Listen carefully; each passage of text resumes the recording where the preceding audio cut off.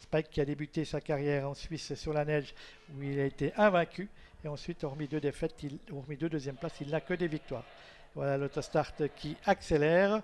Donc pour les protagonistes de ce trophée vert et qui libère les concurrents avec Rebelle du Loisir qui essaye de bien partir. On essaie également de bien s'élancer avec Brabus qui a pris Spike de vitesse. Spike a été pris de vitesse en partant. Atenarco, tout à l'extérieur, se retrouve tout de suite en bon rond, tout comme Tiger de Ginet qui va tenter de faire le même coup qu'en dernier lieu, mais ses rivaux ne vont certainement pas le laisser faire cette fois. On est dans le premier virage avec Atenarco à l'extérieur qui va tenter de se rabattre devant Tiger de Ginet. Voilà, c'est fait. Atenarco, le numéro 8, et Henri Turettini ont pris l'avantage devant Tiger de Ginet, le 6, précédent Brabus, le numéro 2, avec Rebelle du Loisir, le numéro 3 qui suit en troisième position, avec Spike qui est sorti maintenant de la corde et qui tente de se rapprocher, amenant dans son sillage le numéro 5, sprint final, alors qu'on est mal parti, on nous l'avait dit, avec JB Matet pour Slow du Beauvoisin qui se retrouve à l'arrière, mais le début de course a été très rapide. Est-ce que les chevaux vont pouvoir tenir sur ce rythme jusqu'au bout, alors que Spike, qui avait été pris de vitesse en partant, vient maintenant mener le wagon de 2, tenter de revenir sur Atenarco qui dirige les opérations,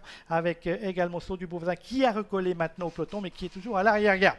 Concurrents qui sont dans la ligne opposée avec le 8 Atenarco qui a le meilleur et qui précède toujours le numéro 6 Tiger de Ginet. Spike Las venant ensuite côté extérieur. On est là également avec Brabus côté corde, le 5 sprint final qui est à l'extérieur en deuxième position devant le tenant du titre, le 11 Padolin. Rebelle de Loisir et lui plutôt côté corde, alors que maintenant Slow du Beauvoisin passe à l'offensive à l'extérieur, mais il est obligé de faire le tournant final en troisième épaisseur. Concurrents qui vont bientôt aborder la ligne droite avec Atenarco qui a toujours le meilleur sur Spike à son extérieur, alors que Slow du Beauvoisin poursuit sa progression tout en dehors, qui l'amène sur la ligne des chevaux de tête avec Atenarco qui va tenter de sortir en tête du virage. Voilà ce qui est fait, puisqu'Henri Turettini sollicite son partenaire qui prend une longueur d'avance. Spike qui a été une fois encore pris de vitesse comme il l'avait été au départ, mais il va certainement se relancer dans la ligne droite avec Atenarco qui a le meilleur. Va-t-il pouvoir aller au bout de son pensum avec Slow du Beauvoisin qui essaye de progresser maintenant à l'extérieur, avec sprint final qui est là, avec également Ultra